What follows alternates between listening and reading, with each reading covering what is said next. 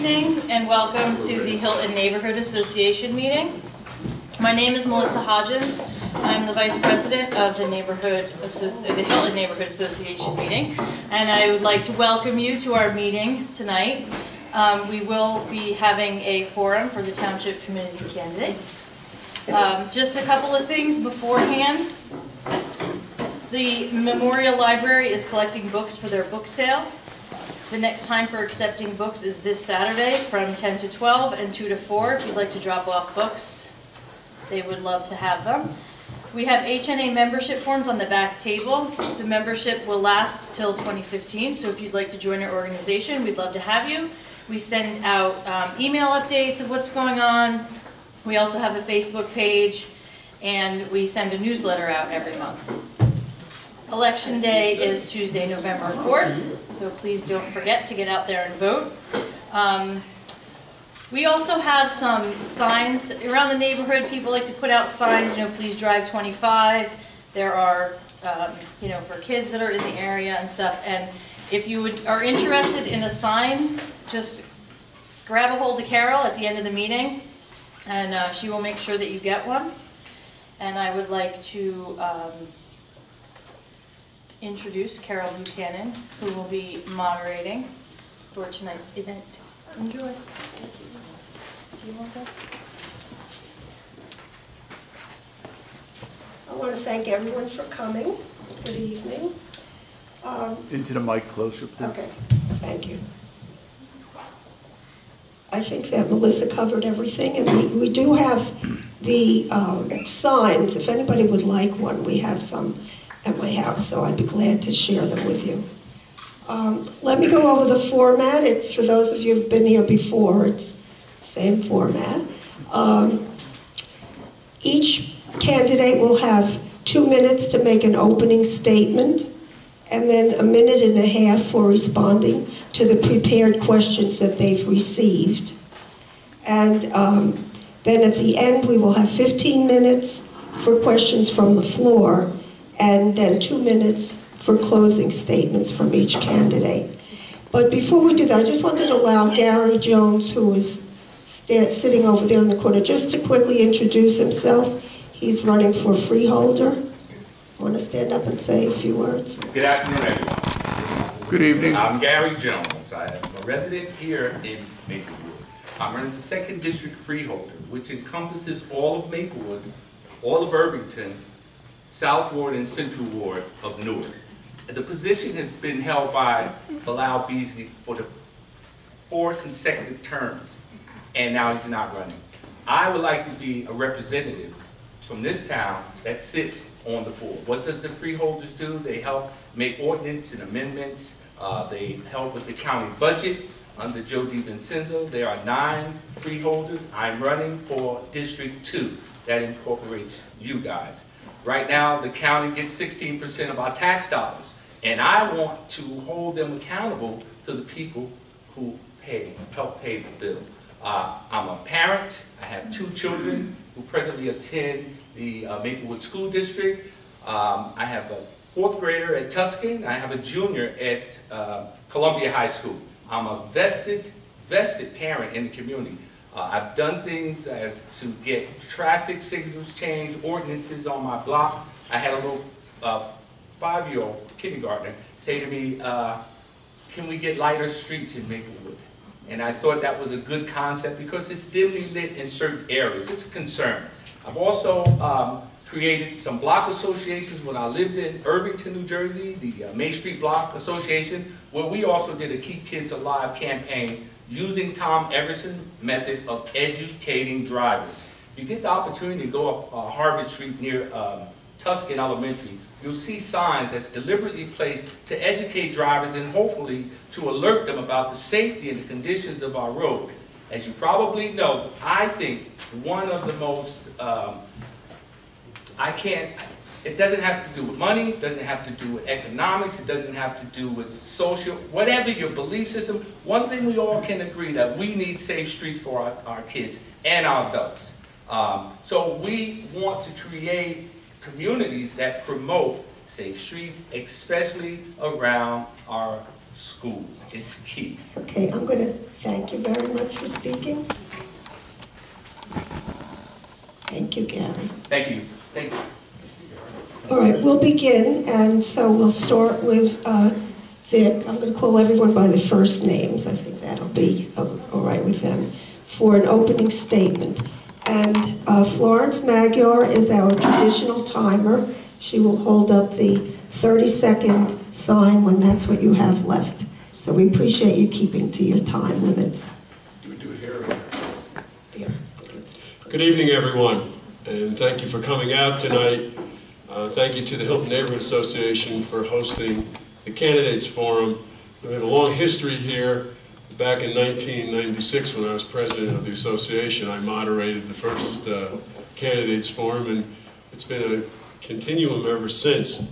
And welcome to the Jim Buchanan room. Many of you may not know, but this room is named after Jim, right here, who's tonight just showing his many talents, is videotaping the debate for us. So I know it's special for Jim, this room, but it's also special for me. This is the place where former resident Al Brown, a member of our Hilton Neighborhood Association, stood up and said, we need to elect Vic DeLuca to the Township Committee. And that really began the effort of getting me elected. I've been fortunate to have been re-elected since 1997. But the room also represents a lot about what's right with Maplewood. It's been a place of arts and culture and music. Youth and senior citizen activities. Just last year we celebrated C.O. Farley's 100th birthday right here at the Senior Club. We've had activities, scholarships, and young people coming through here, getting ready to go to college. So it's been even a gateway for the next leaders. Community service programs. Right here we worked hard to help people who are in a pre-foreclosure stage to keep their house. So this room has been important. And just 2 years ago, Janie and I came here every night during Hurricane Sandy to say goodnight to the people who were sheltered here. So I am very happy to be here tonight, to be running again. And I know elections are about the future. And who do you want to lead you? I'm very excited about Maplewood's future. Our home prices are up. Our reputation is growing every day. Investors are looking to put money here. Volunteerism is expanding, and we are without equals when it comes to being a welcoming and inclusive community. So I'm very happy to be running, and I hope I've earned your support for another term on the Maplewood Township Committee. Thank you. Kurt?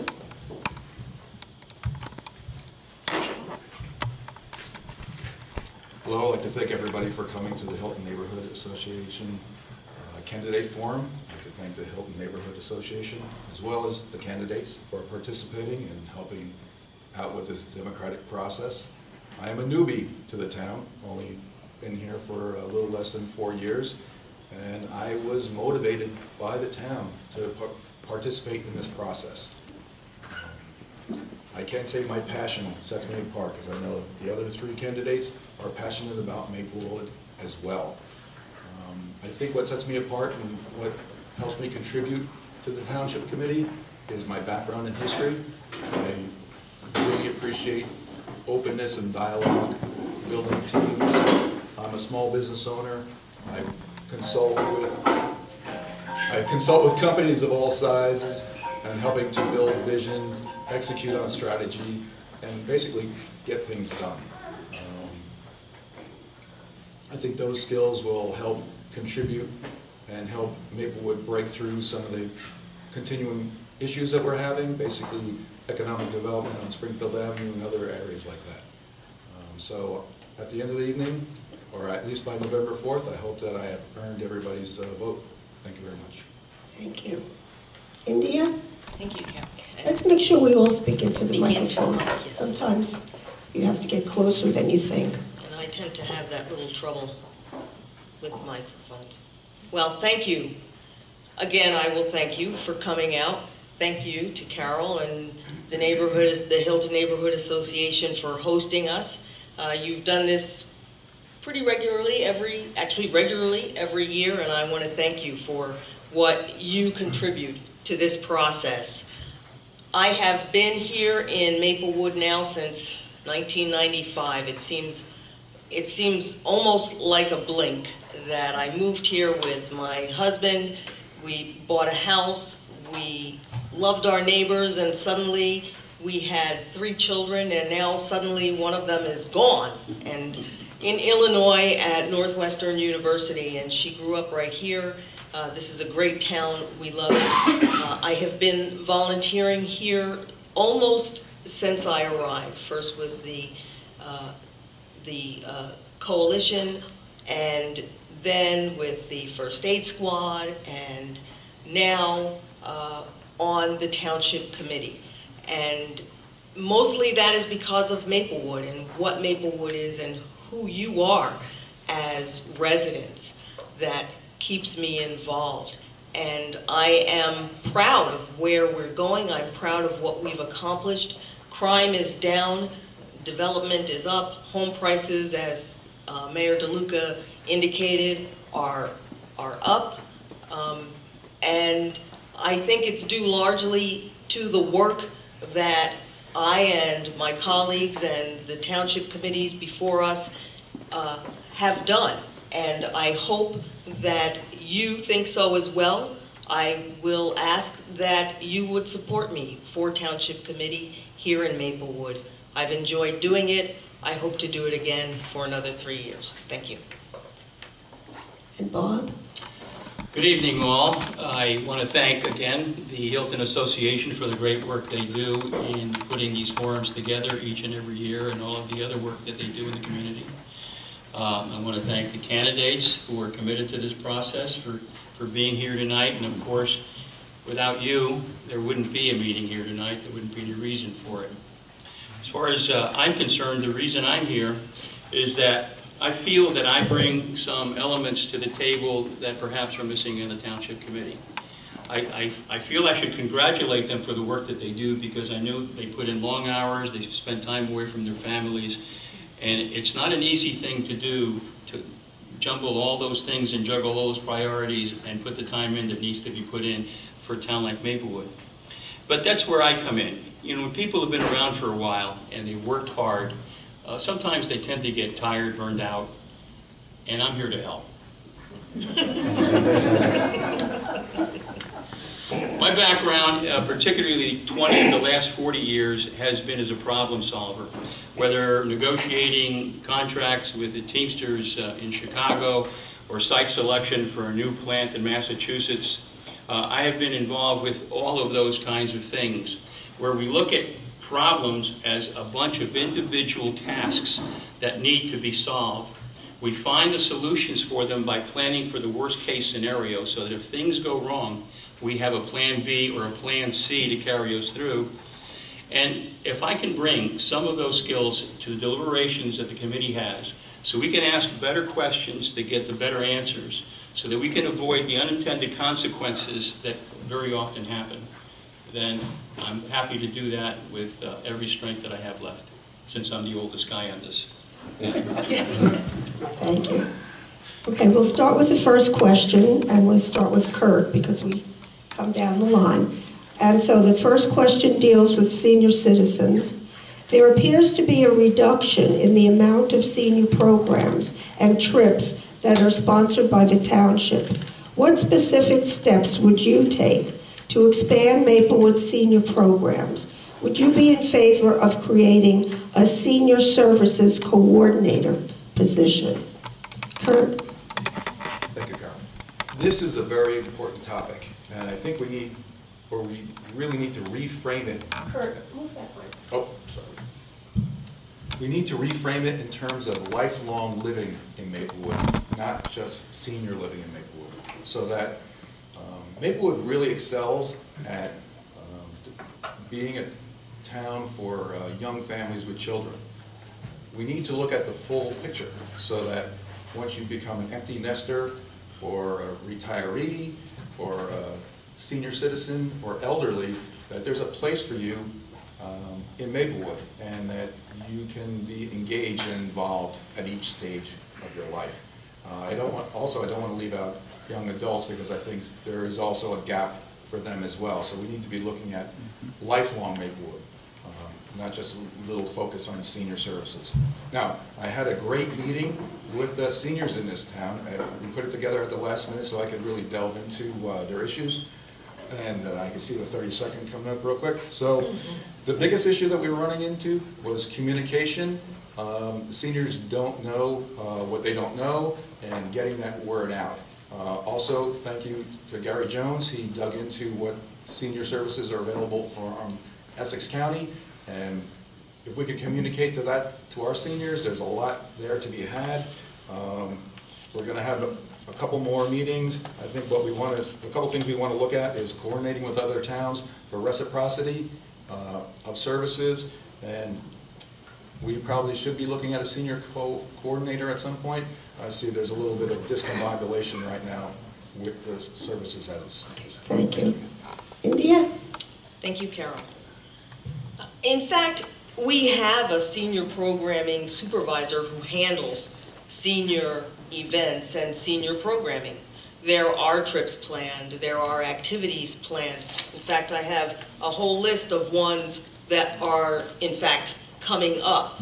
And if you go on our website, there's a ton of fitness things that I will soon actually be eligible for myself. So I look forward to that time. To Kurt's, or I'm sorry, Mr. Kiley's point.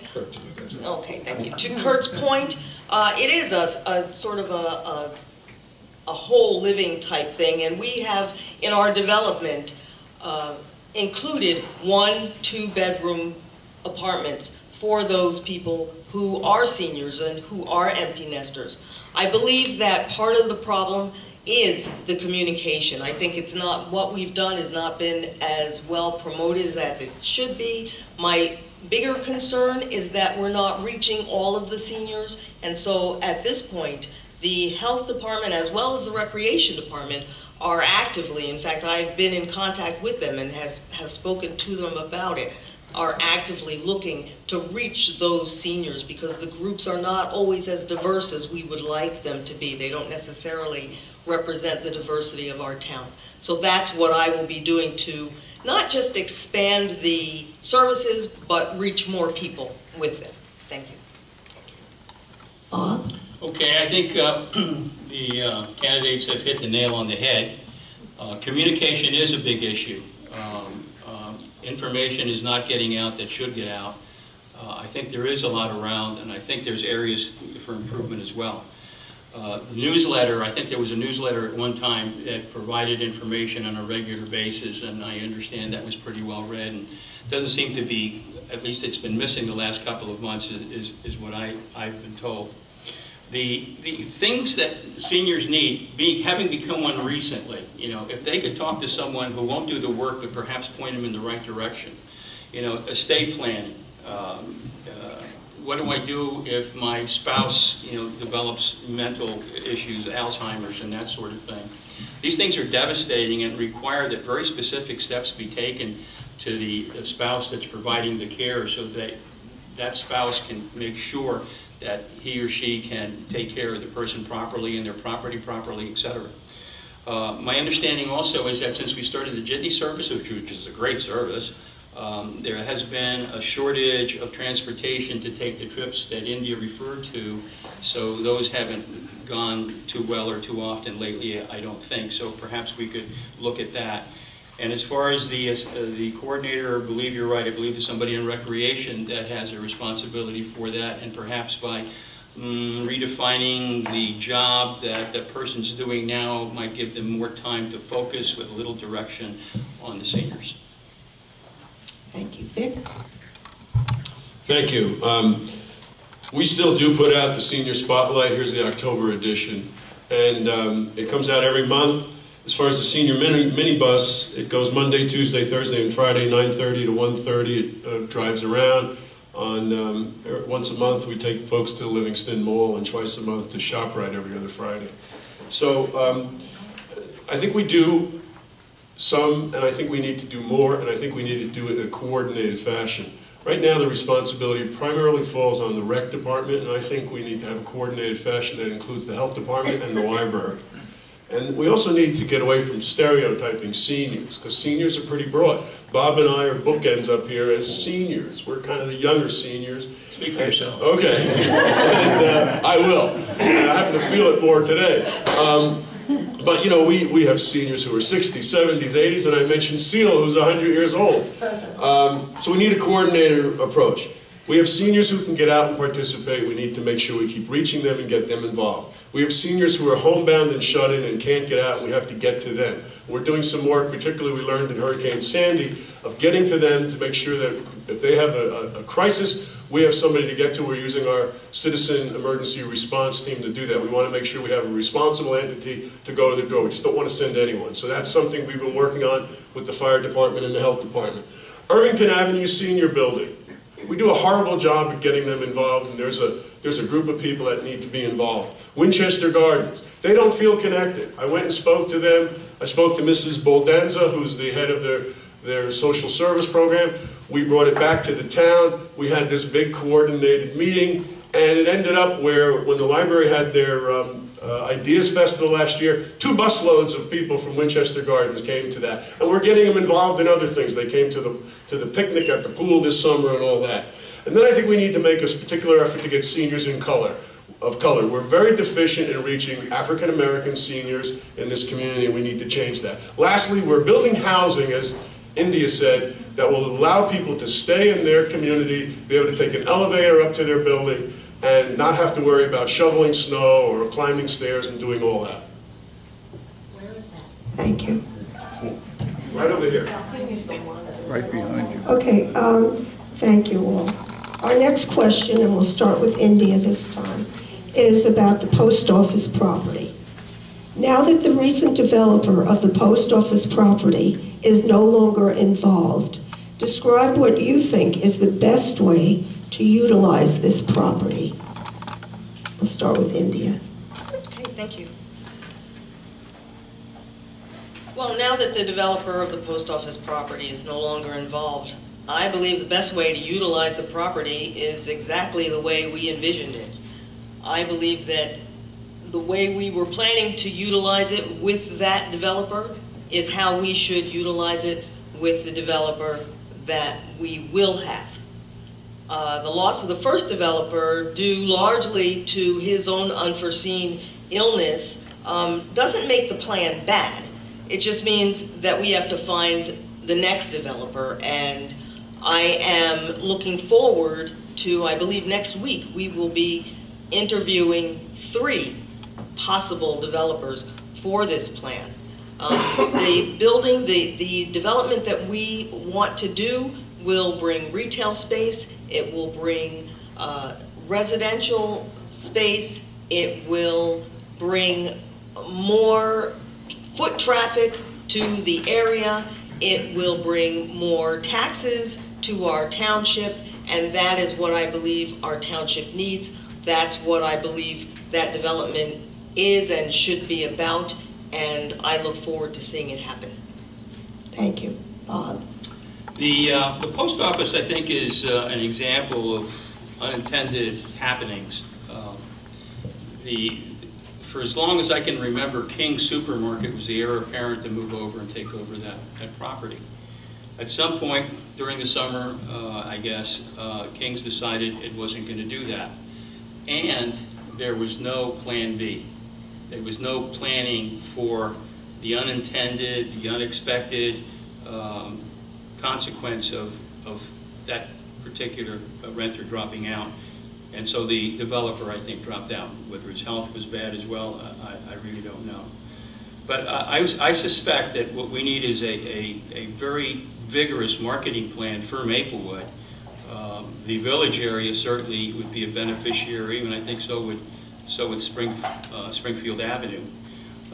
Where we show off our demographics, the amount of disposable income that we have in this area, and that it is a good area to do business in, because people open businesses and they rent places to make money, not to be altruistic. So we have to show all of the positive aspects to a potential business person coming into town. And look at all of the above. You know, could it be another supermarket? You know, could it be a Trader Joe's? Could it be office supply? Could it be urgent care? Even a surgery center? There's endless numbers of ideas, and this is one position I think that needs a marketing person that's full-time here, marketing Maplewood, doing the PR work, making sure that we're in front of the public all the time and they know all of the good things about us that make us a wonderful place to come and open a business. Thank you. Vic? This is where I probably disagree with Kurt the most. He wants to keep the building up. I think the building needs to come down. I don't think it makes any sense in the world to have a postal factory in your downtown next to the train. And essentially that's what we had. We had 27 carriers that parked their car, parked their Jeeps, took valuable parking space to sort mail and deliver mail. It's not an appropriate activity in a downtown area. I think that the plan that we had was a good plan. Kings approached us in 2011 and said that they heard that we were doing this and they wanted to have discussions, and we began those discussions. It then moved to the private sector. Bob's right. It broke down around cost. We did have a plan B. We were in the process of recruiting a green grocer. And then one of the principals of the development firm ended up with cancer and he dropped out. You know, those are tough things, and I would never second guess his decision. But let's talk about where we're going from here. As India said, we have 3 developers we're interviewing this week. All of them have expressed interest. All of them have financing. It will be different. There will not be a King's in the basement. There will be parking in the basement. There will be less retail space than there is now. There still will be the back street to merge the 2 parking lots, Village Coffee parking lot with the Rickleton Square. There'll be additional parking there. We still believe that it's the right thing to do to add more retail, particularly in the northern end of Maplewood Village, which frankly is dark at night and does not have the kind of activity in the other parts of the village. So we think that this is a good activity, and additionally, putting people there, 25 apartments, I think will help bring some vitality to the businesses that are there, because it provides shoppers and people who use the services. Thank you. Kurt? I don't know where Vic gets his information, but I don't want to keep the post office there. I want mixed use. I want a lot of retail, possibly some office space on top, and maybe some apartments. And I want it to be within the scale and keep the charm of Maplewood. You know, if there is recently an article in the New York Times about the charm of Maplewood. I met a realtor. She said the next day she got 2 new clients just from that article. Our brand is our charm and our character. Next, it needs to serve the existing the existing residents of Maplewood first, before we bring in 25 new apartments. There's no reason that we can't bring in what we need. The Maplewood Village has issues. One of them is the parking issue, right? 25 new apartments will generate some sort of foot traffic, but being able to get the existing 8,000 families into Maplewood Village would generate a lot more foot traffic. So we disagree on this a lot. I want it a little bit smaller. I want more retail, right? Vic said in the last thing, it's going to be significantly less than 7,000 square feet. I don't know what you get after that. Do you get 1 store? Do you get something the size of Freeman's? Something the size of the coffee shop? This is not mixed use. This is an apartment building with 1 small retailer in it. And we need mixed use. Thank you. India? Oh, She did it. sorry, you did first. Next is Bob. I could do it again. We should go around a couple of times so we can. I have it down here, but, okay, I'm so busy listening. The next subject is litter. And the question is, what specific steps would you take to decrease that amount of litter all over town? How would you go about enforcing the anti-litter ordinance? And this time we'll start with Bob. So you're going to start me with litter. Okay. I don't know if it's how I present myself or... But, you know, litter begins... Stopping littering begins at home. I don't know if you have ever had the opportunity to walk by the Columbia High School, when school is getting out and those kinds of places. There are candy wrappers, there's bottles, there's bottle caps, you name it, it's all over the place. And the kids are dropping it. They're not bad kids, they're just a little sloppy. I think maybe we ought to use our green objective here and maybe go to the school and go to the kids directly and let's have a litter-free Maplewood and beat that. We're going to be so proud. Our school is going to be spotless. Everything around our school is going to be spotless. We're responsible.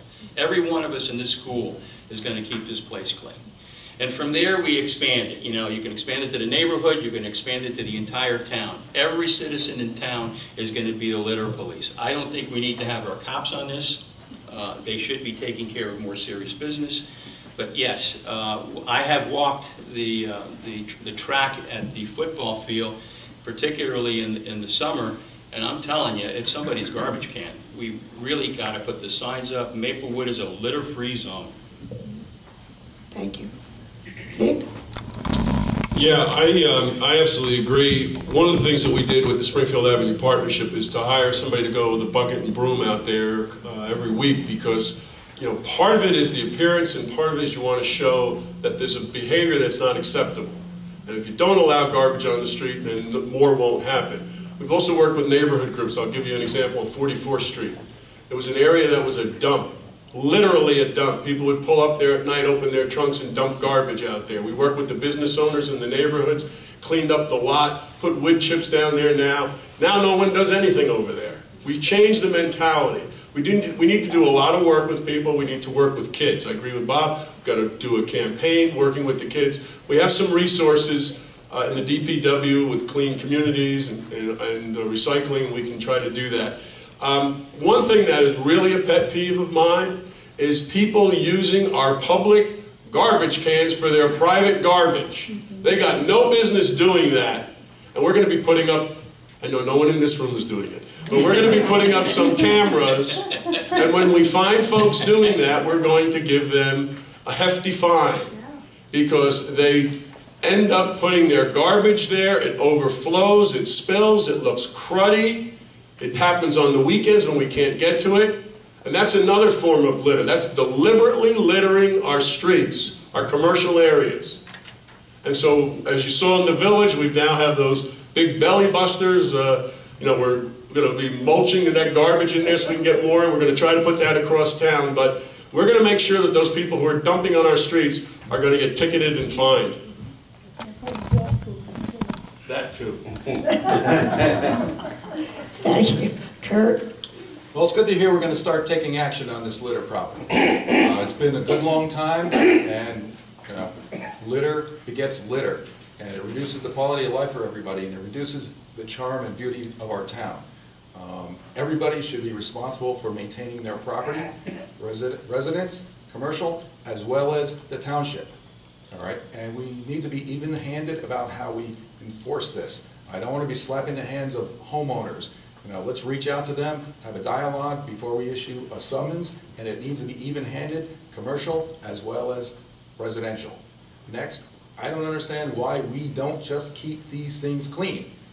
The issue, I can't see that the cost per taxpayer just being incrementally above to have the DPW keep our parks clean. Why do we have to wait till it's covered with litter and then a community gets fed up with it and then cleans it up? Let's keep it clean. Let's start by keeping it clean, and it will stay clean. You know, like Vic said, they went to the area, they cleaned it up, now nobody litters there. So if we are proactive with this and we keep the litter clean, it will stop litter from growing. Thank you. Thank you. And India? Thank you, Carol. Regarding litter, as Vic mentioned, we have those big belly busters, those solar compactors. One of the things that I think we will be doing is increasing the use of those. As Vic mentioned, we're going to be putting them across town. I would certainly increase their use because I think that will help. I have been very clear, or the entire actually health department, Board of Health has been very clear with our health department that they are to enforce very rigorously when business owners do not comply with our litter ordinance. We had an issue where those ordinances were not being enforced as rigorously as we felt they should be. And we were very clear, I was very clear, that that's not acceptable, because that's why those ordinances are there. Additionally, as has been mentioned before, we do need to have a campaign. We need to have a campaign for the young people in town. We need to have a campaign for the older people in town. Everyone in town needs to feel empowered. When they see someone litter, that they feel empowered to say, hey, that's not what we do in Maplewood. And if that's what you're going to do in Maplewood, you need to go somewhere else. If we can get everyone to pitch in and be vigilant, we will. We will be keeping it clean as a group. I don't think it needs to always be DPW, because that's an added cost. But certainly we can pick up after ourselves. We can enforce the codes where necessary. Thank you. Thank you. And the next question, I think we will. The next question starts with Vic, and it's about the Springfield Avenue development. There are empty stores on Springfield Avenue. What actions would you take to attract more anchor stores? Yeah, you know, it's Bob mentioned before about our business recruitment campaign. Well, we do have a company that we use for business recruitment, and we've did these postcards, and we've done follow-up letters, and we've done some recruitment calls to businesses. These are mostly businesses that currently exist outside of Maplewood, and we're trying to bring them in either on expansion mode or relocation mode. Those are always the most successful businesses that get created because they have a little bit of a track record. We suffer on Springfield Avenue from a couple of things. One, the stores are narrow. The lots are narrow. It's only 100 feet back. So when you're thinking about putting a store there with parking, it's very difficult to shoehorn it in. So what we have is we have a lot of retrofitting. Something that's there now that we're trying to fix up. For example, the Wyman Ford that became the Deals, which I know Bob likes. That's something we were able to work with a developer to get them to take an existing building. But there are other buildings that had to be torn down, the 7-Eleven example like that. Right now we are focused on a couple of major projects. One, the PSE&G property that's across the street from the pool. We have a new developer there, Avalon Bay. You can look it up. It's a publicly traded company. Huge operation. This is a real win for Maplewood to have them come in. Across the street, we're working with a developer who just is going to purchase the Maplewood Diner. And the area between Jacoby and Chancellor, we're working with a major company to come in there. We should know by, he told me today, we should know by Thanksgiving whether he's going to be able to do that. If we can solidify that area there, that would be a game changer for Springfield Avenue, and then continue to do our infill recruitment and tenancy on some of the smaller properties that exist right now. Thank you. Kurt? So this is another area where Vic and I disagree. Vic sees Springfield Avenue as mostly highway business. I would like to see it, and I think many Maplewoodians that I've talked to in the Hilton area, College Hill area, really want to see that as pedestrian friendly. They want to be able to walk to the stores and shops that they want to shop at. Recently we're going to be moving, there's been action on moving an auto parts store there. A lot of people were unhappy with that just because of the lighting conditions, and you know, it's not something that people in the area are going to be walking to on a regular basis. We need to start small so that we can grow big.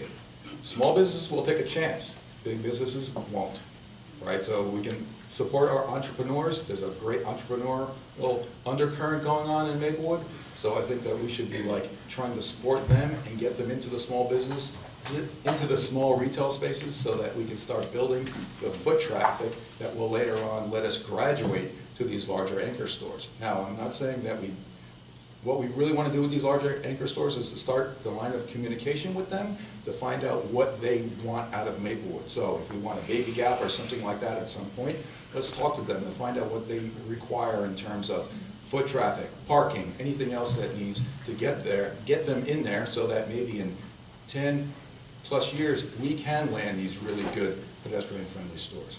Thank you. Thank you. India? Thank you. As Vic said, what's happening over at the PSC&G site is very exciting because that will increase the foot traffic that Kurt talks about. I disagree with Kurt that we have to have these little tiny stores all the time and not go for the larger organizations who want to come in here. Look at Walgreens, and I think Walgreens is doing very well right there as an anchor. I believe that as members of the Township Committee, something else that we have done to help Springfield Avenue and make it a little more attractive for businesses to come in is work with the business owners that are there regarding some of the parking and making it them able to have their employees park without having to walk too far. We have adjusted some of those ordinances and those zones. So I think that between the development that we're doing, the work that the committees are doing, the Economic Development Committee and the Business Recruitment Committee, I think we will be able to get the businesses into Springfield Avenue that we need. Thank you. Thank you. And Bob? Okay. I think it's good that we have a consulting firm working on the marketing aspects of the township. However, I think in this employment market, you'd probably be able to find a dedicated person, a marketing person, PR person, who would be available at probably not too high a price to work exclusively for us and then concentrate on our needs 24 hours a day, 7 days a week. And I think that's what we need. As far as the PSC&G location is concerned, not really familiar, hate to admit, with the size of the land, but I think it's significant. And I'm wondering what the opportunities would be there to bring in stores, closeout units. You mentioned, Kurt mentioned Gap and that sort of thing. Again, this requires a lot of footwork and a lot of negotiations, but it can be done. The money is here to attract those kind of stores. People here have disposable income, and they will spend them there rather than get in their cars and drive a half an hour or an hour to find these closeout stores. And there are many other opportunities that you know, whether I've always felt that we needed something like a Radio Shack or an office supply store on Springfield Avenue. But you know, again, these things have to be done in an organized way, and you'll only get it organized when you have a person who's responsible for it, and that person's reporting to somebody in the township committee. Thank you. Our last question is about speed limits.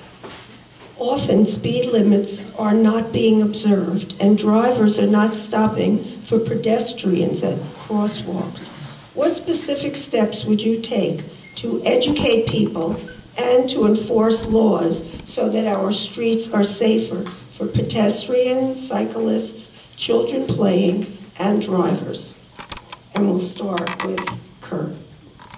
Thank you. Like Aaron Jones, I'm very passionate about pedestrian safety in Maplewood. I applaud his efforts to keeping Maplewood's streets safe.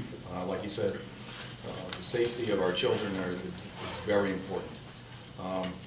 If we are going to do anything about enforcing speed limits, obviously we want to start with township-owned vehicles. I don't want to out any jitney drivers, but I was on one street, and at 40 miles an hour, I backed off, and he was still smoking me, and the street was a 25-mile-an-hour speed limit. So we have to start there. If we can't schedule our jitneys so that they don't have to race to the stops, then we have issues. Next, we need to start randomly, like a sting, enforcing speed limits. We have specific areas. Almost everybody that lives in Maplewood knows where you're going to find the speed trap. We should randomly start sprinkling them around other areas. So if you're going down a little side street, zing, you might get a speeding ticket, right? Eventually, Maplewood is going to get a reputation for giving out speeding tickets because it's going to be random and you won't know where you're going to get hit. Springfield Avenue, Springfield Avenue. South Orange, they did the crosswalks thing. I think that's fantastic. We really need to start enforcing crosswalks. Again, just for the heck of it, I stopped to let a person walk by, 5 cars came by this way without stopping, and right behind me, 3 cars start blowing the horn.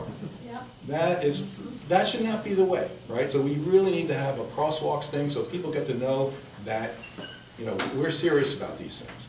And the other thing is, it's about everybody, pedestrians as well as drivers. Pedestrians need to understand that you can't dawdle around a crosswalk on your Walkman because nobody knows. I'll stop for somebody like, oh, I'm not going. You know, it's about everybody. Everybody has to be part of this. And next, we need to be proactive about safety on our roads. We have the data. We know where accidents are happening. Let's go after them and solve the problem before the neighbors in the neighborhood are screaming that cars are crashing through the things and driving on their lawns. Particularly what was going on with Prospect, at where Summer was. You know, a whole neighborhood association was formed just because of all the accidents that were happening there. It shouldn't take that long. You know, when something is happening that often, you know, we have the data. We have the police department data. Let's address it right there. Thank you. Thank you. India? Thank you. I agree. We have to do something about the speeders and not stopping for pedestrians. Myself, taking walks on a regular basis, I can't tell you how long I have to wait at a crosswalk just to cross. Educating not only pedestrians, but of course the drivers is crucial. And the best way to do that are stings. The best way to do that is to put checkpoints up, and we have actually done that. Our police, through the Public Safety Department, have just in fact recently had one on Valley, I believe it was, and it was actually pretty interesting how quickly the word of that checkpoint got around town. And I have to imagine that as many people speed down Valley, far fewer did at that point in time. So the more of that type of things we can do, the better. We do traffic studies all around. You'll notice that 44th Street now is one way temporarily because of the traffic. And that was a request by a neighborhood association that felt the need. We looked at it. We are willing, we welcome that sort of input. And so it'll be very interesting to see how well that works. Thank you. Bob? I agree with everything. But I want to announce that I've been driving for 57 years, man and boy, and I've never had a moving violation.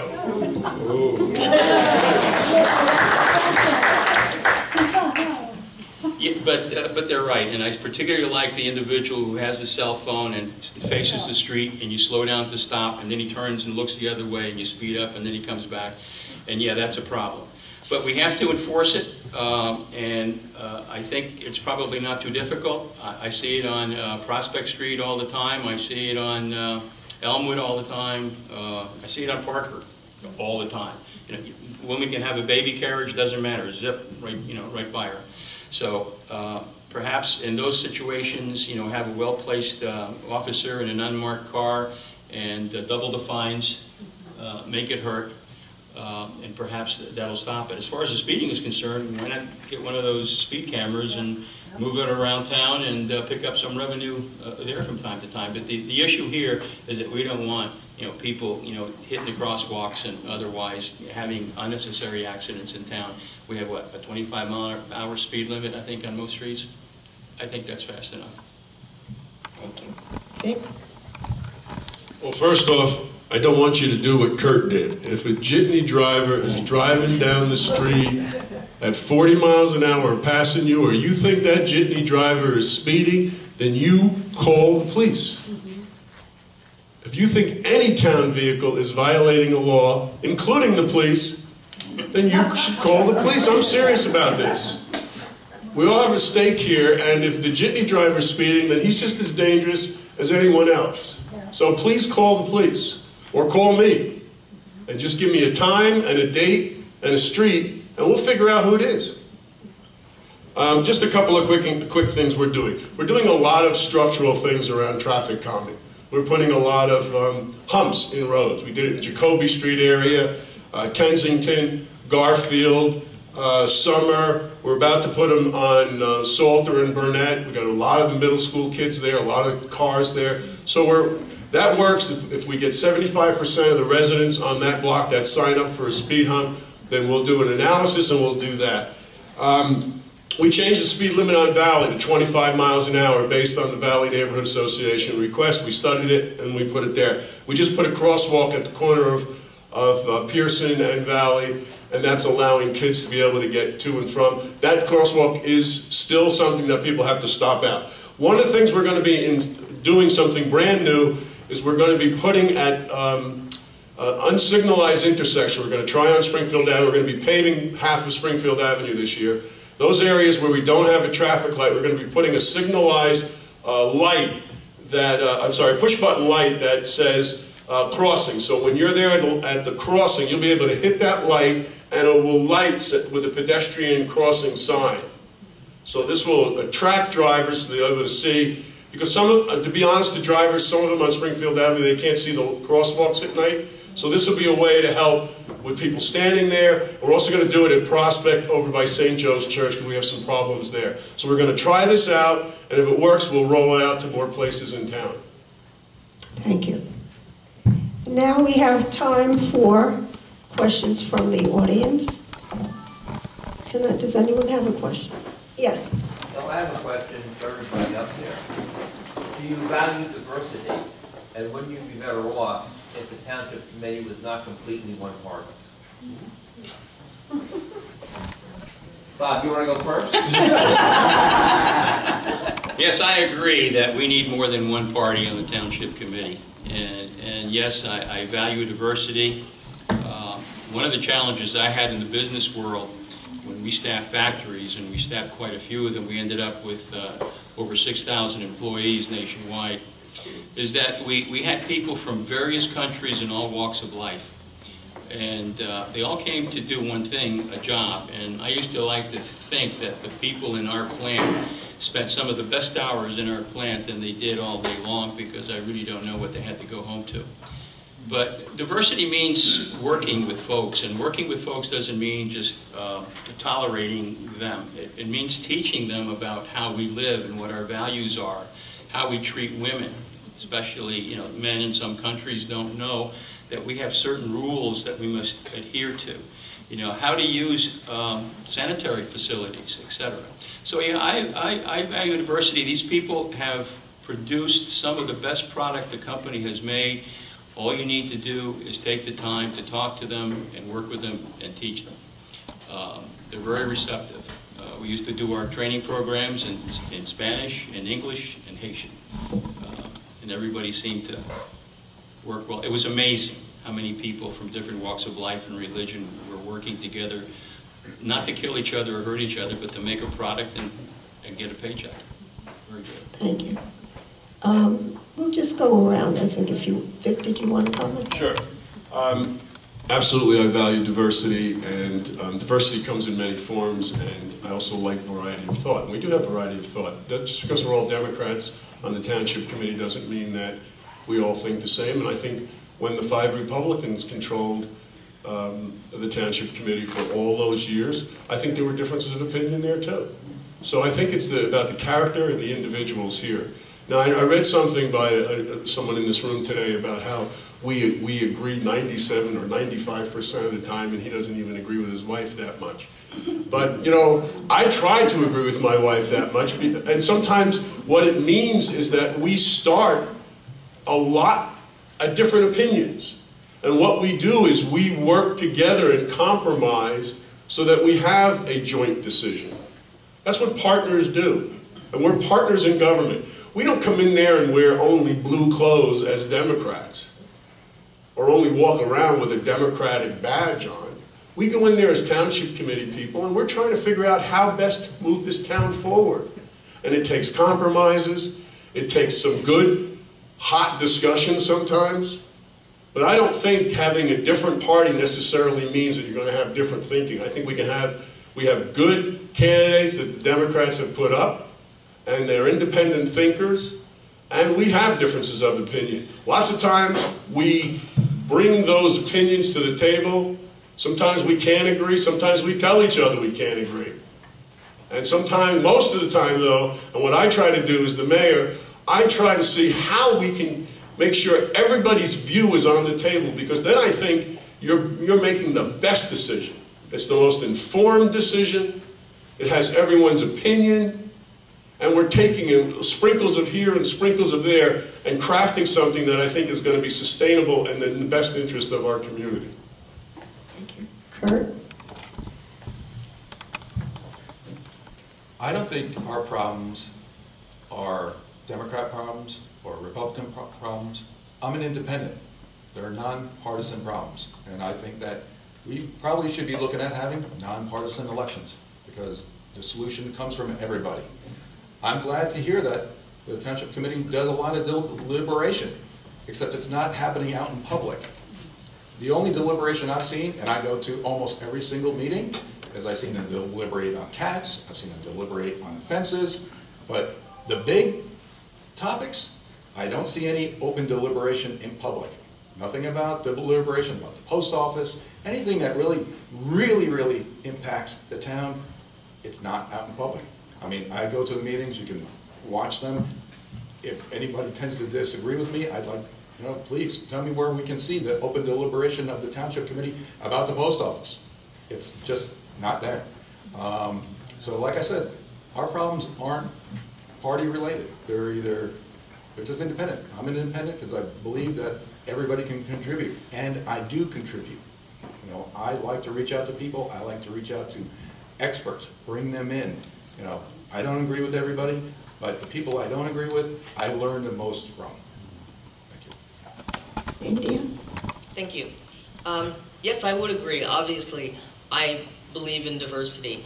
I think Bob was talking about the diversity, the ethnic diversity, and the cultural diversity that we have in this town that makes this town what it is. And if that is what Bob talks about, then look at this township committee. It's definitely diverse. I believe you were discussing political party diversity.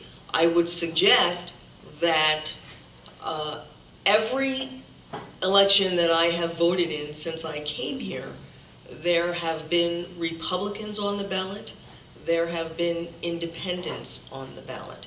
When I first came here, Republicans won. Now Democrats win. I don't necessarily believe they win because they're Democrats or because they're Republicans. I believe whoever wins, wins because they have Maplewood's best interest at heart, and the residents see that and they vote them into office. If that's not why you're voting me into office, then I would suggest don't do it, because that's why I want this job. That's why I took this job, because I have Maplewood's best interest at heart, as does Bob and Kurt and Vic. It's just a matter of how we do it and whether you have faith in us. And that's really all we're asking for, is that faith. Thank you.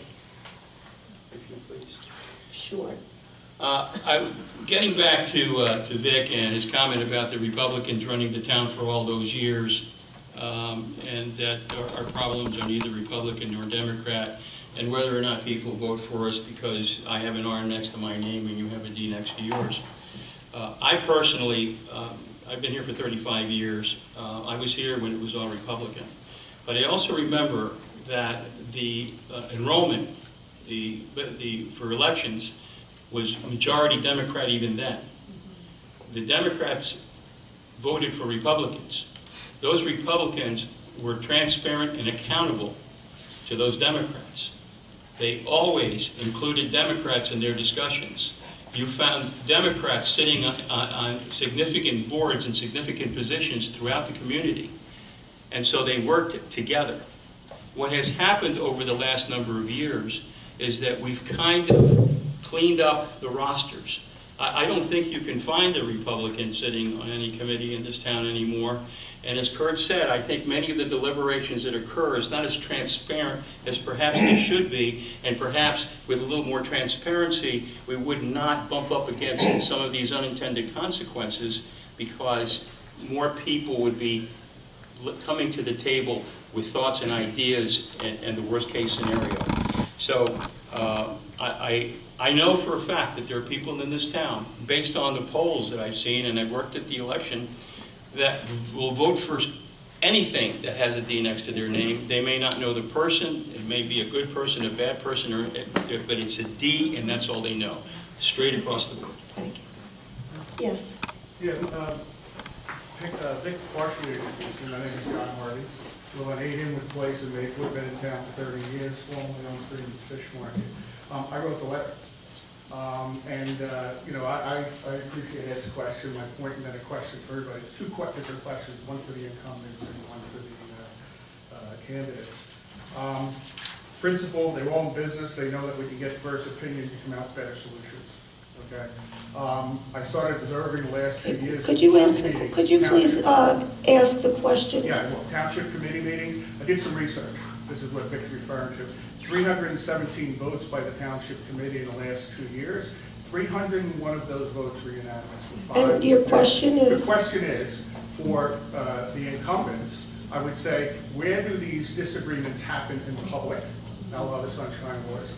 And for Bob and Kurt, I'd say, do you see 95% voting on issues as a strength or weakness of a team? Let's see, I think we started with Bob. Yes, we did. No, last time you started with Bob. I think it's Vic. You want to start answering?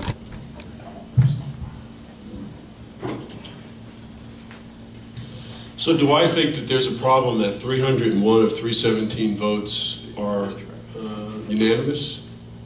I do not think that that's a problem. I think that's actually an effort to bring some compromise. You know, I see what goes on in Washington with people just opposing people for who they are. You know, we got a Senate Majority Leader who says the most important thing is to defeat Obama. I thought the most important thing is to run government. That's what I signed up to do. So if 301 unanimous votes happen, I think we're working pretty well, because that means everybody's opinion is being considered. Well, you can decide whether I'm telling the truth or not, John. The second question about public meetings. We talk about it in public. We follow the Sunshine Law and the Open Public Meetings Act. Thank you. I think that, that's an incredible number. I don't know anywhere that anybody agrees that much. I've been in business for almost like 30 years, and there's always constant, back and forth. And I don't think we would ever, anything that we would do ever, we would vote on, it would be that unanimous. It's very surprising. When you see something like that, it's like, what is the importance of the other members if everybody's voting the same? It's kind of interesting on that. What are the other members contributing if they're all voting the same way?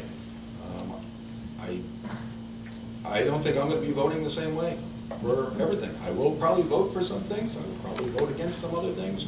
I can't say with me it's going to be unanimous all the time, but I'm going to deliberate on the issues, and I will listen to all opinions, and will form my own opinion, and that's how I'm going to vote. I'm not going to be forced to vote one way or the other. I'm sure that everybody else does the same, but we don't have the, we don't have the ability to see that deliberation because it just happens. Great, thank you. As Vic said, we do follow the sunshine laws to the point that we won't even discuss some issues on email because it's sunshine.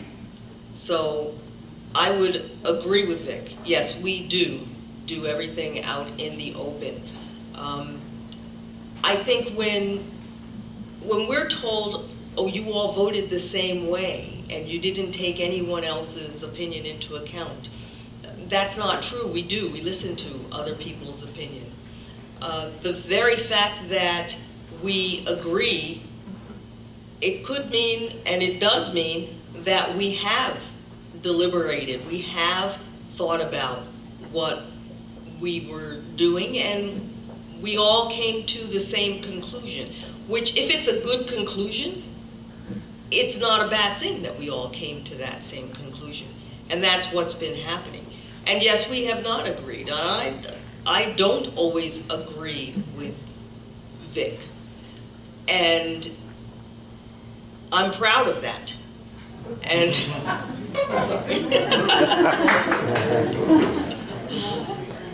because I'm allowed to have my own opinion, and the fact that in the end it may or may not turn into the same vote that Vic has, that's just the way it happens. And for the record, on my job, my colleagues and I've been working at this job now for over a year, and I would say we agree with each other about 99% of the time. So it's not unheard of, even in business. Thank you. Thank you. Thank you.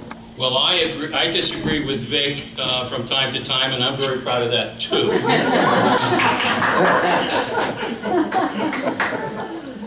And Vic, you bring up that in Washington, the objective to defeat Obama seems to be paramount in the Republican ranks. And you know, what I have to say about that is very simply, when the system was designed by the Founding Fathers, it was designed to be a difficult system to work with.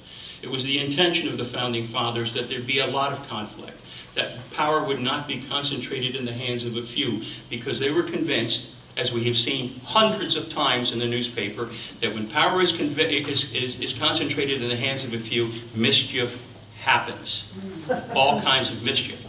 Some of the mischief may not be a corruption where the pocketbook is lined, but it might be the corruption where there's an arrogance of power, where people feel that they are above what is going on around them. When hundreds of citizens come and say no, and they say, we know better, we're going to do yes. And that's how we got the 50 apartments in the middle of town. When hundreds of people, up until almost midnight, came to the township and said no to a police director, thereafter, I call it the midnight vote, they hired a police director. That turned out to be the biggest mistake that I can remember, because not only did we have to undo that legal mess, we had to pay for the legal bills, and there was all kinds of hell to pay about it. The people know best most of the time, but if we feel so insulated from losing our position or losing our office that we're going to do whatever it is that we want to do, that is not what it's about. And I'm not saying that these folks are doing that, but I'm saying it's real easy to fall into that trap when you're adulated for year after year after year, and you know there's nothing you're going to do that's going to make you lose your office. You're above it all. That's it. Okay, another question on this side. We'll take Ian. Hi, I'm Ian Rodman, 43 Prospect Street. I've lived in Maplewood for 19 years now. The first 15 of those right off of Springfield Avenue.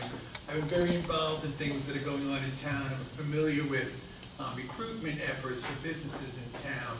And I'm familiar with the work of the incumbents that they've done. Mr. Kiley, you mentioned Baby Gap. Mr. Perez, you mentioned Trader Joe's. I would ask both of the two of you what efforts you have made to recruit businesses and business development into town, and what are some of the retailers or real estate development companies that you spoke with who are interested in coming here? Thank you. Well, I would be more interested. Let's start with Kurt. Okay. Well, I have just got involved with running for the township committee, and I live here about, like I said, less than 4 years. We're neighbors. I see you walking your dog past my house, but you probably walk past all the Kiley signs. Yeah. So what I have done is I have worked as a management consultant with companies of all sizes. Now, this isn't related to bringing companies here, but it is in relationship to building companies and helping companies do better. So I have worked with small mom and pop companies, and I have worked with companies that are in almost $1 billion. And I know what's going on inside of businesses and what they need. I know what they struggle with. I am familiar with efficiencies, I'm familiar with accounting, I'm familiar with production, supply chain.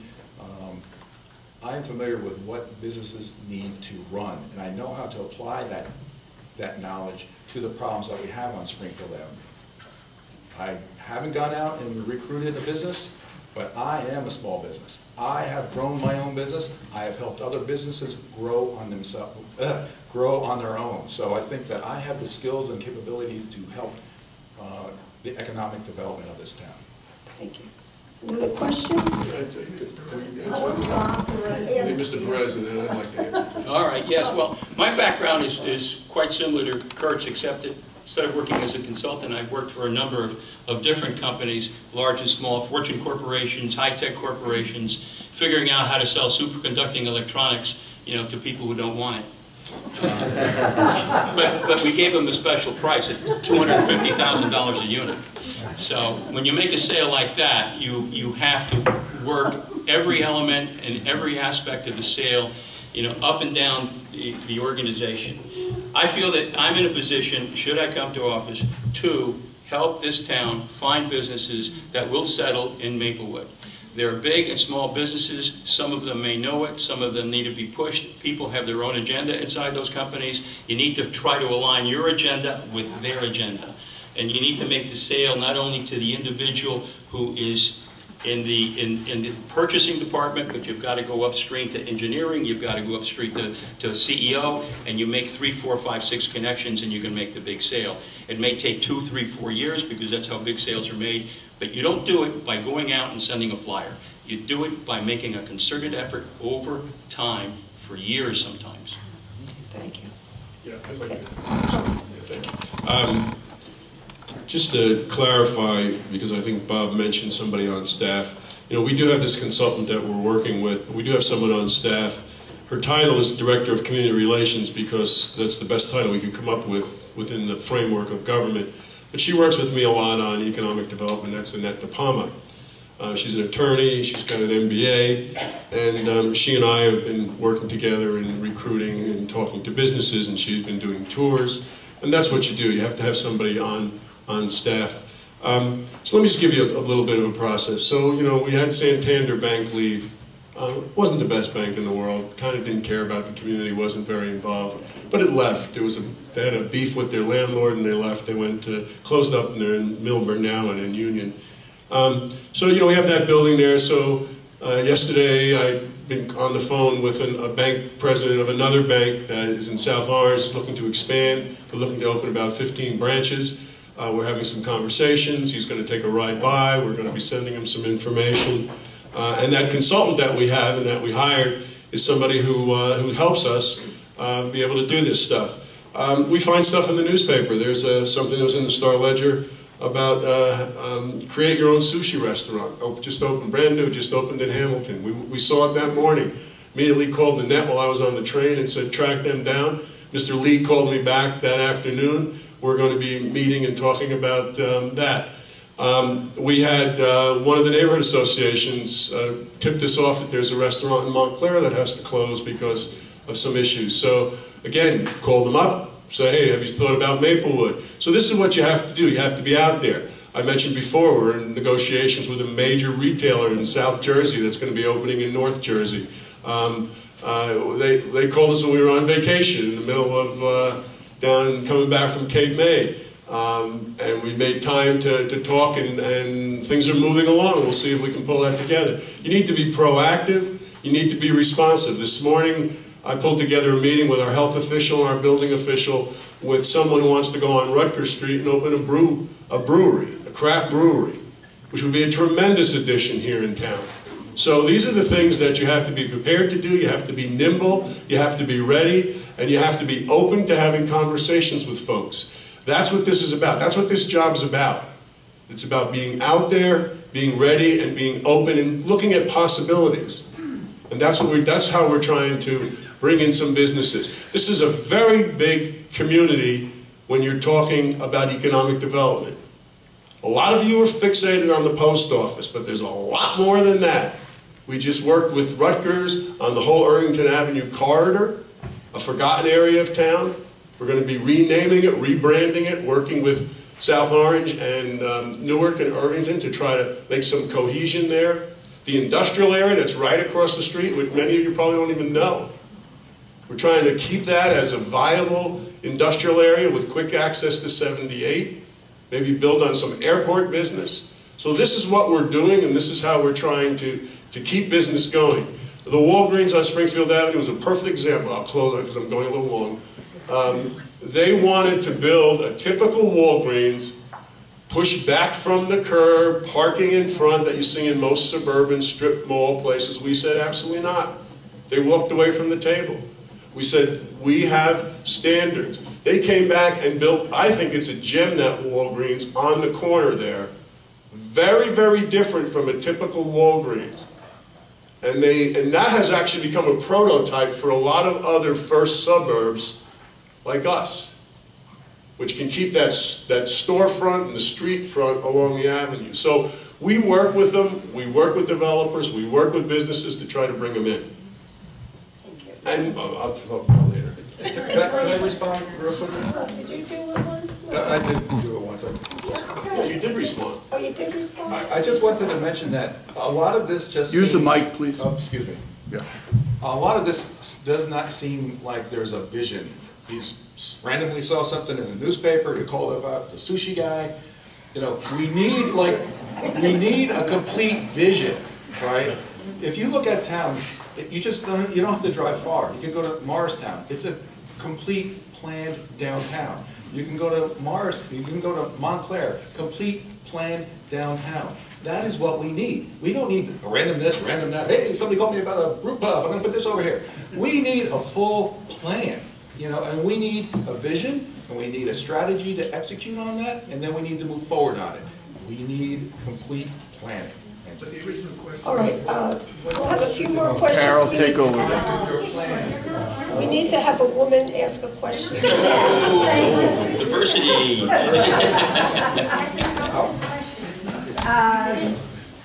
Yeah, I have a question. India, I believe you were a captain on the first aid squad at one point. No. No? No. You were not an officer? I was a president. President. All right, pardon me. Can you speak to me about the demise of the first aid squad and what you think, having currently used the first aid squad in the last 3 months, once as a volunteer and once with the EMS, and I believe that I will be getting a bill shortly from the township. The volunteer squad, there was not one. And the squad, if I am remembering correctly, was started in 1970 by a bunch of volunteers here in the township. Yeah. As a matter of fact, I can tell you 2 good close friends were instrumental in that. Let's give India a chance. So at this point, please tell me how we can deal with the loss of the first aid squad. Well, for starters, the Maplewood First Aid Squad is not dead. The rumors abound, but it is not dead. My theory is, so long as there's a pulse, there is life. It is a faint pulse, but it is not dead. In fact, the squad has a new captain.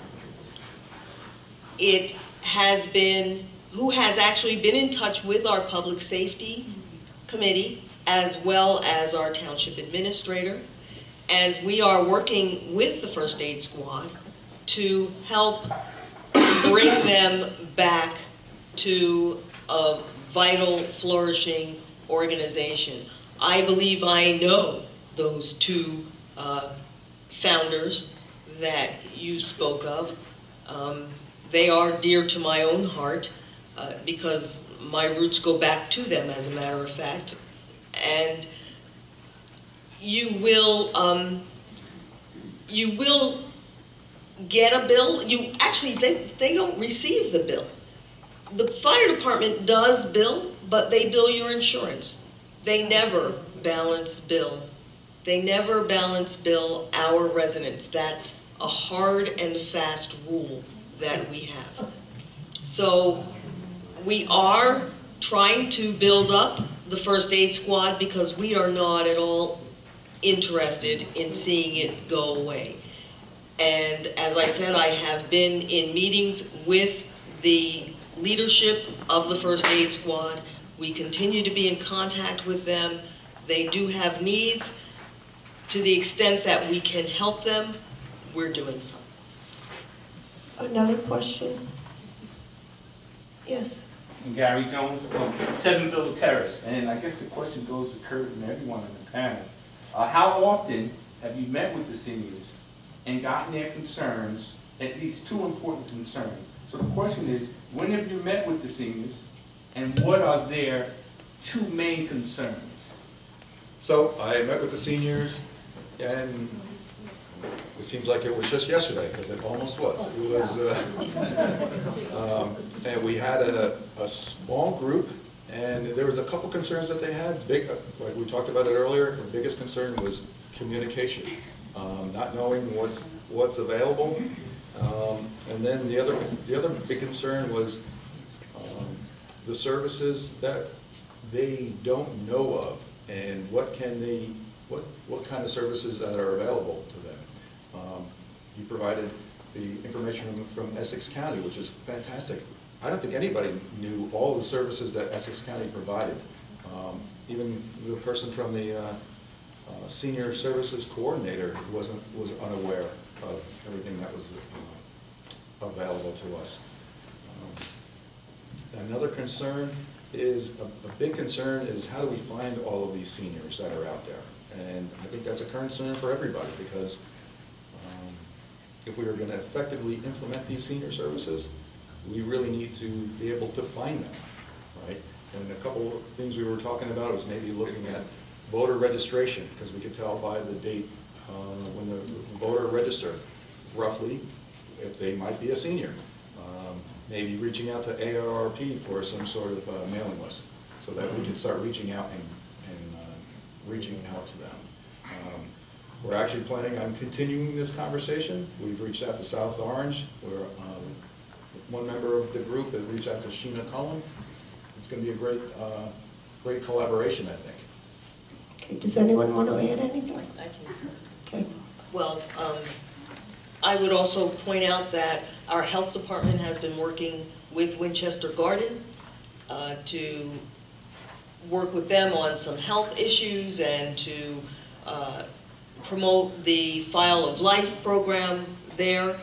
I have been in contact with Irvington Avenue, and we are working to start programming or take the programming to Irvington Avenue through the rec department. So, and it's true, there are promotion issues that we have. There's a lot going on. The very fact that this was a question in the debate tells you that not everyone knows what's going on, and yet there is a lot going on. As was mentioned, at the risk of sounding repetitive, sometimes the participation is not, most times the participation is not nearly as diverse as I believe it should be, and as a result, that tells me that there are some people that need to be reached in different ways. We have senior health clinics that take place at the library, at Irvington Avenue, the apartments at Irvington Avenue. However, we have a diverse population here. We have people here who do not speak English as their first language. And even if you're fluent in English, but it's not your first language, you may not feel comfortable speaking to a stranger about your health issues. We are actively working on making those senior clinics in the different, making them culturally competent, if I can go back to my public health roots. So those are some of the things that we see as needs for our senior population and are addressing. Bob said he wanted to say something. No, but I will. Actually, I am a senior, and seniors are some of my best friends. And I think we've come to the conclusion that there are things available in town, apparently more than we were giving them credit for. I think that there may be less transportation available than you've been led to believe, because that's the information that I just got today. But communications is the key, and whether it's using the free access channel, or whether it's using the newsletter, or whether it's leaving robocalls, which apparently we have the ability to do. We can remind seniors that, you know, flu shots are available, that, you know, someone will be at town hall on Thursday, whatever the date might be, who may answer your questions on estate planning or something else. And by using all of the above, we can reach them all. And I think that'll be a large part of the solution. Thank you. Did you want to add anything? No, I agree with that. Okay. Okay, one more question. Is there anyone who has a question? Okay. This gentleman. Yes, in reference to the two main points for senior citizens. I mean, quite frankly, I'm also a senior. I mean, I'm sure that most senior citizens would say security, both physically and financially. And as a result, you know, two main concerns of seniors would be security, crime, and financial, as long as you talk about the ability to stay in Maplewood, you know, the tax structure. Yep. I just haven't heard a lot of chat about that. Do you have a question that you want? Oh, well, yeah. I mean, what new initiatives might be considered, number one, on the crime issue? I mean, a lot of people won't even walk on Springfield Avenue after 9 o'clock, 9 p.m., realistically. So what new initiatives might we see in the crime area, number one? And number two, is there any hope as far as the tax situation? And I think they would... I think India wanted to. Please go on. Well, to address the crime issue, our Public Safety Committee has pretty much empowered the police to fight crime. Crime is actually down, though obviously everyone knows that there are some issues out there and there have been some incidents. But we have a crime suppression team that is very active. We've actually authorized overtime so they can go out and fight those trends. One of the things that they do is if there is a particular area that gets hit, they hit that area hard. And we hear monthly about the crimes that they have solved and the people that they have actually taken off of the street, so that you seniors, not just seniors, but young people, almost seniors like myself, middle-aged people, are safe. So we are working to keep the streets safe because obviously they have to be. As far as crime is concerned, that's an issue that really has crept into my thinking over the last few years. There was a time when I would walk the streets at night and really was not concerned at all because I didn't feel vulnerable. As I'm getting a little slower and a little weaker, I become more concerned. So I go out at night still, but now I don't carry a wallet, I don't carry my rings, I don't carry anything valuable.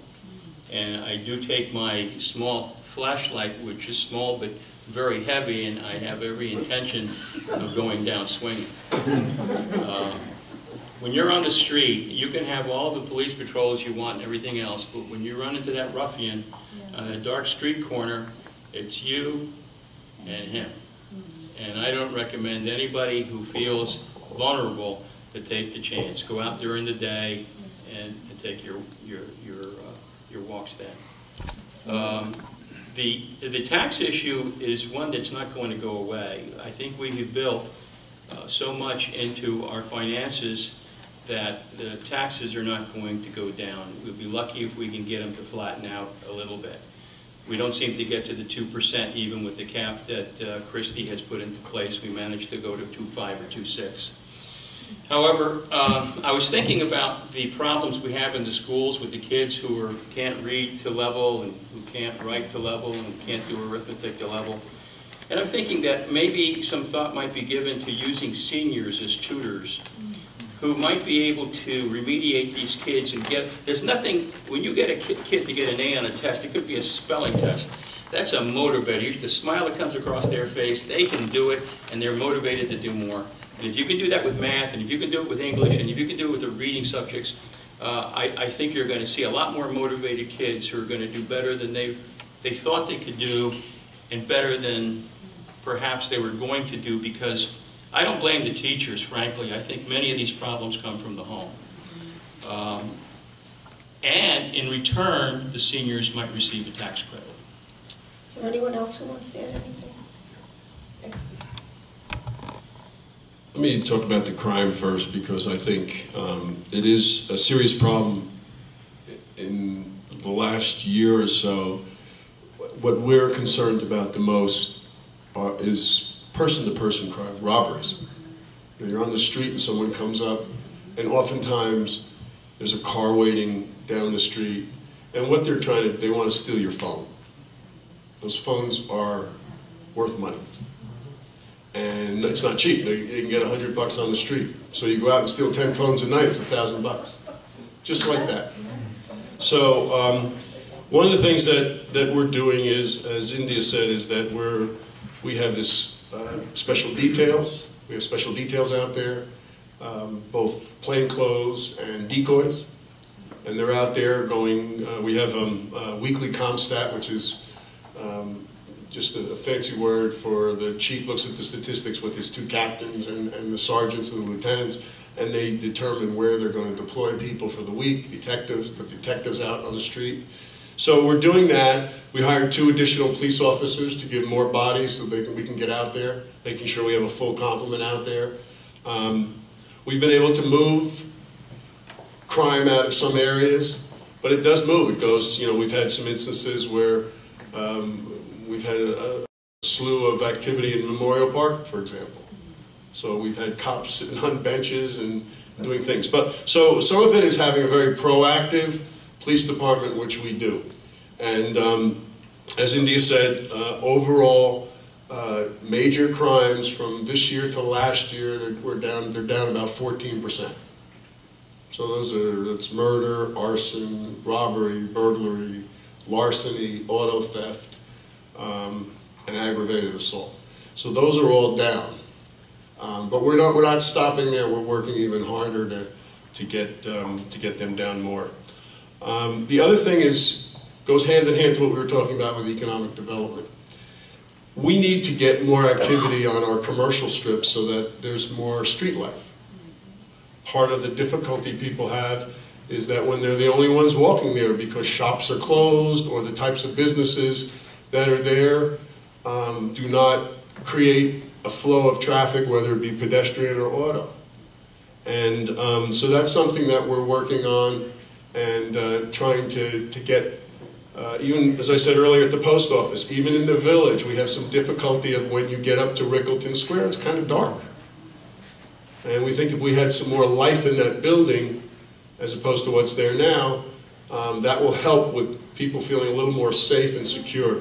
On the tax problem, I don't think Bob has been reading his tax bills right. We have been staying at 2% or even below 2%, or 1 year we had no tax increase for the average taxpayer.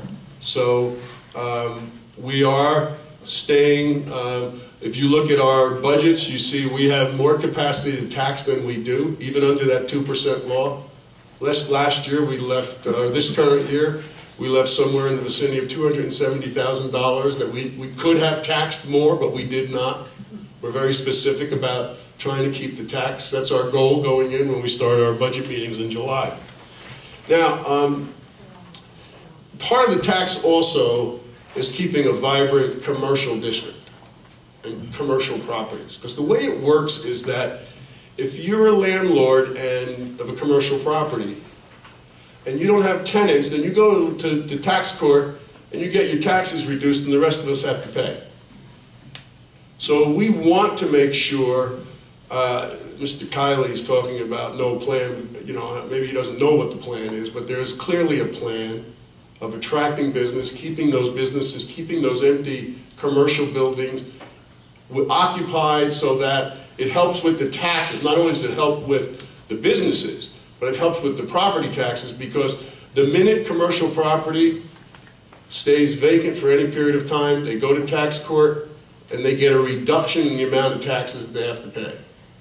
So our goal, like this brewery on Rutgers, is to get them in that building that's been vacant for over a year so that we can make sure that we don't have that landlord go and get a tax break so that we have to pick it up. So it's all very complicated, it's all hand in hand. Lastly, I'll say this. We need to have a very serious conversation, it's not happening in Trenton, about how we're funding education. The way we're funding education doesn't work. It's based on zip codes, you know, property tax. It just doesn't work. We've got to, it's a state responsibility, and for education, it needs to be state funded. Okay, I want to thank everyone here, and we'll go on to the. Can I finish? Or did you want to? I didn't get a chance.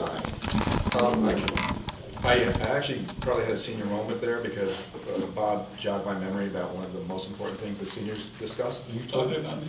You helped me out there, Bob. Is empowerment. Seniors want to be empowered, and I don't know why that just slipped my mind. Again, I probably have to take my Geritol.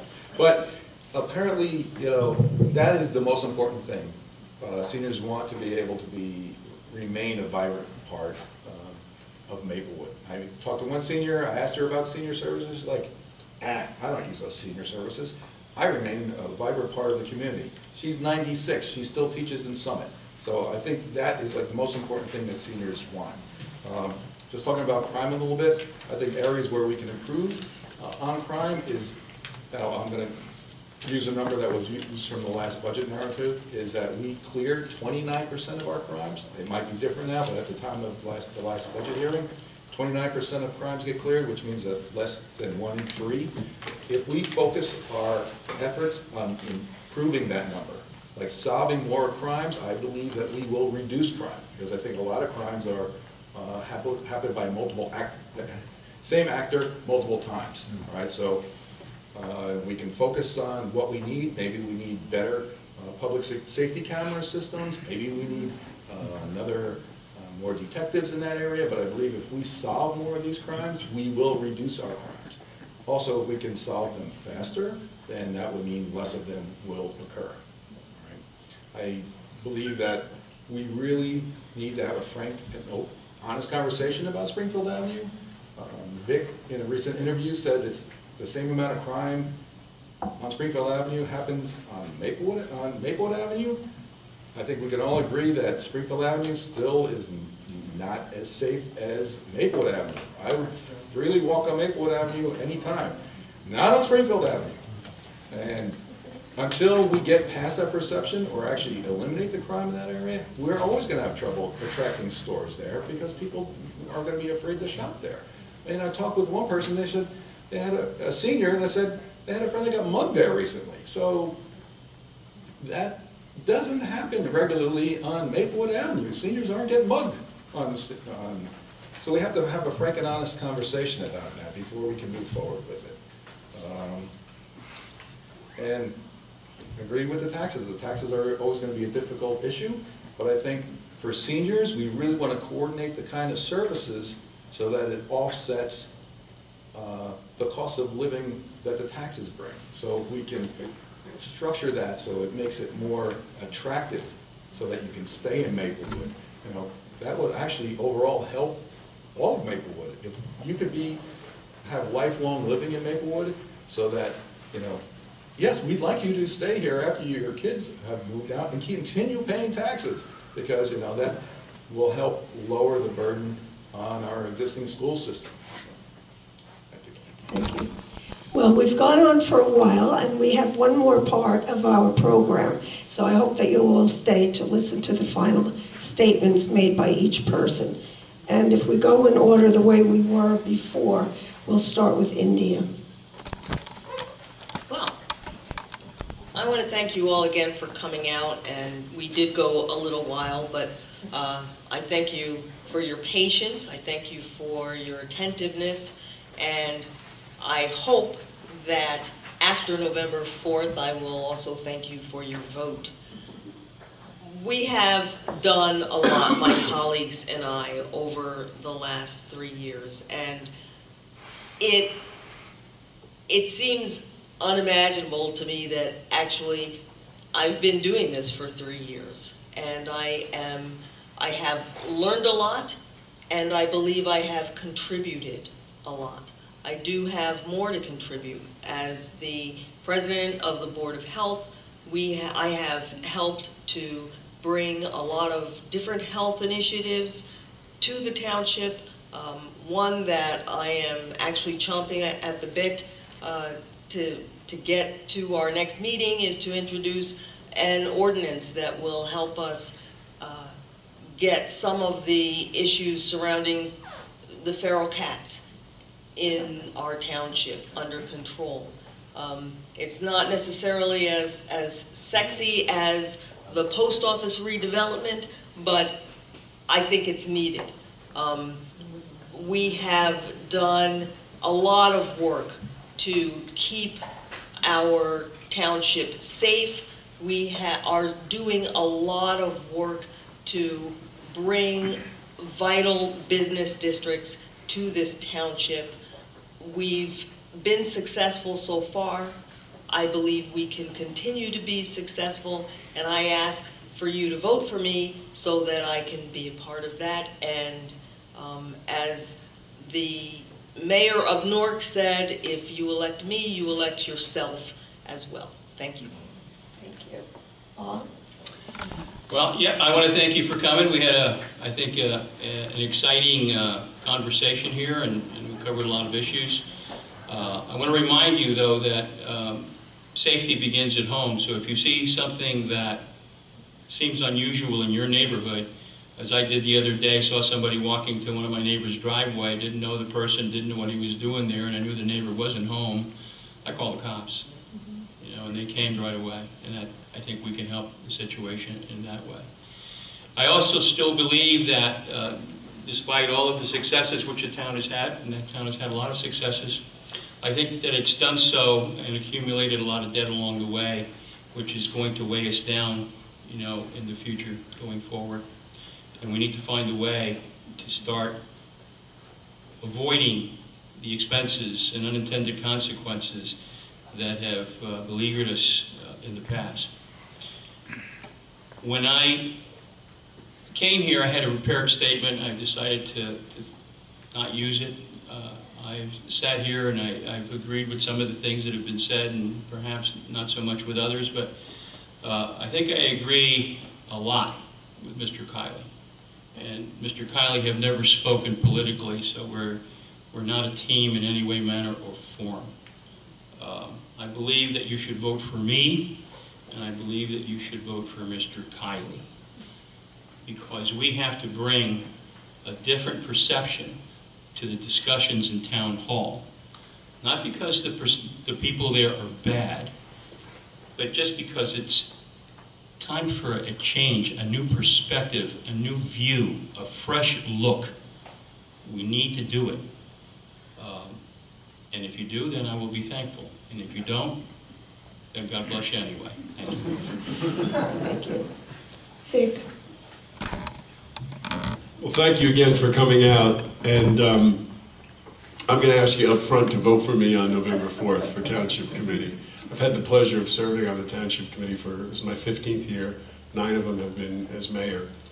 And, you know, Bob mentioned being burnt out. That's far, I mean, I have a fire that burns, but it isn't burnt out. I approach this job as a privilege and an honor to be able to work to make my community better every day. This is a place that I've tried to keep as a place of choice for people to move to open up a shop, to come here and spend their money, whether it be at one of our restaurants or our stores. This is, if you read that story in the New York Times, in the real estate section about wanting to move here, And we may have had quibbles with this or quibbles with that. But that was a very positive story about this community that all of us built together. And I want to continue to do that, continue to build, continue to work, to continue to involve the community. You know, we're not going to agree on everything. The four of us don't agree on everything. India already has told me on certain times that let's stop talking because we're not going to agree on stuff. And that's how it works. But together we have an overall goal of making our community the best it can be. So I'm proud of the work that I've done. I'm proud to say I live here. I'm even prouder to say I'm the mayor of Maplewood. Just yesterday, I was wearing one of my paraphernalia that said mayor. I was a sweatshirt. And I was in the elevator in my building in New York. And another woman, a woman was in there. And she says, "Are you a mayor?" I said, "Yeah." She says, "Where?" I said, "Oh, New Jersey." She says, "Where?" "Well, where?" I said, "Maplewood." She says, "You're kidding. I live in Brooklyn. All my friends moved to Maplewood." What a great community. Tell me about it. What a great community. And I know I'm over, but I'll tell you one other story. I met Hillary Clinton in Denver. I said, "I'm the mayor of Maplewood." And she says, "I know Maplewood." So people know Maplewood. I'm proud of that. I think we should all be proud of that. And that's our goal going forward, is that we work together as a team to keep this community as the choice of people to live, move, play, and do everything. Kurt. We've got two mics here. Stereo. Like Vic, I'll say, I would ask for your vote on November 4th. Thank Bob for his endorsement. And it was totally spontaneous and a surprise. Carol and I met Hillary Clinton as well, and we told her we were from Maplewood. So maybe that's how she knows Maplewood.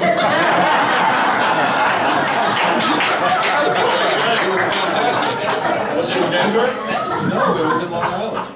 Oh, when did you do it? Over the summer. Yeah, me too. Could be. Maybe I owe it to you. You shook hands with the person that shakes hands with the heads of state. I was very impressed with him. I completely lost where I was going with this. Sorry about that. Can I get 30 seconds back? I have to say, and I think everybody, all the candidates will appreciate this, that running for township committee is probably one of the most growing experiences I have ever had. I have reached out and talked to so many people in this town, and this, I mean, I can't express enough how great this town is. The diversity of people, the thoughts, the opinions, and I have just learned so much, and I have grown so much, and I have made so many friends in such a short amount of time. It's mind-boggling. I would never have thought that in 4 years I would be, or less than 3 years, I'd be running for like Maplewood Township Committee. But you know, here I am, and everybody's open and accepting of me. There's a new energy that's going on in Maplewood. People are excited when they meet me. They're excited about the possibilities of what we can do, and they're excited to share that with me. And that really energizes me. And I think we can really do a lot of great things in Maplewood. A lot of towns around us are really like excelling. And I think, you know, Maplewood could really excel like that. And it's not a criticism of where we're at, but we have to like address where we are and then just take ourselves forward. And there's really nothing that's holding us back except, you know, just have that openness to ideas and openness to new thinking. And just embrace all the great people that we have in town that actually want to contribute. And I think that's whoa, I got cut off real fast. And that's what our strength is. And I really hope that you trust me with your vote on November 4th. I will be your servant and work very hard for Maplewood. Thank you. Thank you. Well, I think we've all learned a lot tonight, and we're very fortunate to have such excellent candidates. Remember, November 4th is the election, not just the local election, the national election too. So I wish everyone good luck, and I hope if you have some questions you want to talk individually, you'll get a chance to talk to our candidates. We have some refreshments, and have a very good evening. Thanks for coming.